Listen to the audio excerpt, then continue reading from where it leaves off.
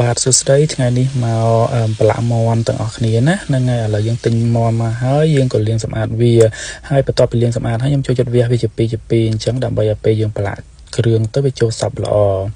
គ្រឿងផ្សំវាងាយទេបាទគឺខ្ញុំប្រើខ្ទឹមសទះវាតប់អញ្ចឹងទៅហើយខ្ញុំបន្ថែមជាមួយនឹងប្រេងខ្យងបន្តិចផងដែរ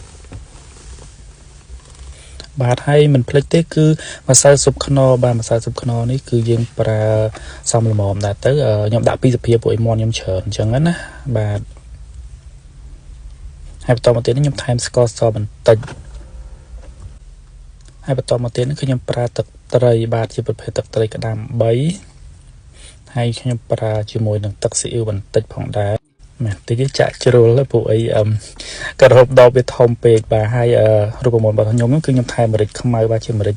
មកពីខ្មែរយើងហ្នឹងណាបាទហើយយើងក៏ធ្វើការ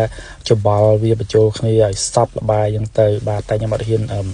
ចំបាច់វាខ្លាំងទេដោយសារតែសាច់មាន់របស់យើងនឹងវាទន់ហើយអញ្ចឹងអត់ហ៊ានចំបាច់វាខ្លាំងទេគឺយើងប្រឡាក់វាថ្នម